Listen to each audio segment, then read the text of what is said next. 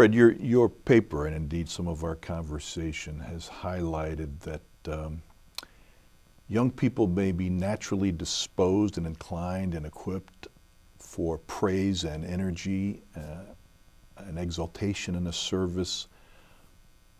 But there is this cross, there is the cruciform shape of life that Roberta Bondi and others have said this actually is also a manifestation of God's overflowing and abundant love. And it needs to be part of our worship, not just part of our theology.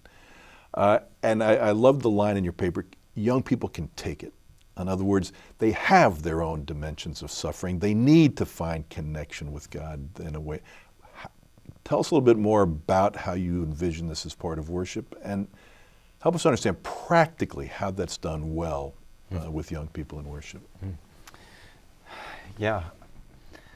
I think I need to take a step back first, and that is to name the ways in which the cross typically functions in youth ministry and in a youth-oriented worship. It seems to me it lines up pretty well with Charles Finney's service for the conversion of souls, in the sense that sinners are brought low to the depths, in the recognition of the depths of their sin and their need to be made right by trusting in Jesus to intercede on their behalf for God. Well, the church has never elevated to the level of doctrine its various senses of how Jesus saves. It's how Jesus does atoning work. And I think in youth ministry we have been railroaded. I mean, maybe that's a little strong, but we have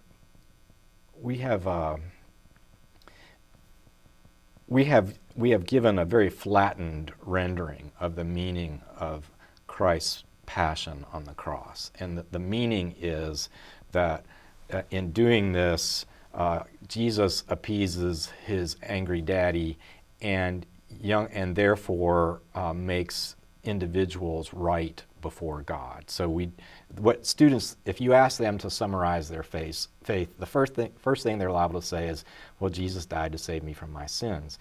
And yeah, of course, my sense as a theologian and a youth worker is that rendering of sin is inadequate. That rendering of the cross is inadequate.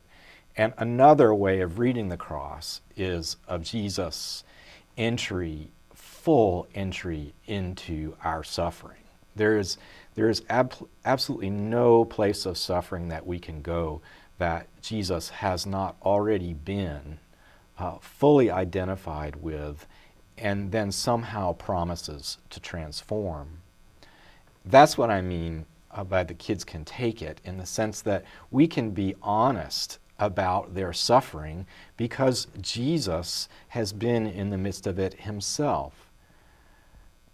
At Duke's Youth Academy, where I serve and upon which I often reflect, we are therefore more apt than I think is typical in youth worship or even your run-of-the-mill Protestant worship to have students enter into rites of lament, into rituals of reconciliation. Passing the peace is incredibly important in our assembly there.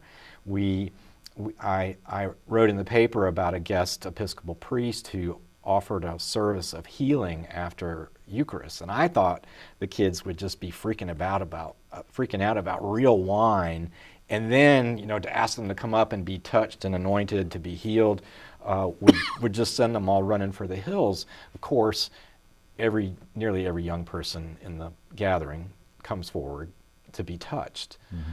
Mm-hmm.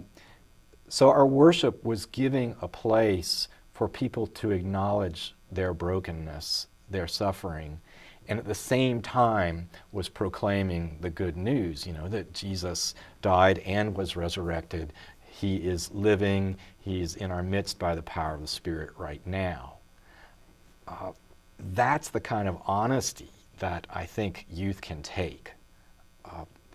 it's certainly true that Jesus died to save us from our sins, but in a way that doesn't allow youth to fully pour forth with their own suffering. It's just a way for them to feel bad about themselves all the time. This is a way for them to be honest. And yes, some of their suffering is self-imposed, but not all of it. And God is there in the midst of it, and God is present in this assembly, and the kind of joy they feel, therefore, is an honest joy. It's Christian joy, that here I am broken, and yet God is with me still.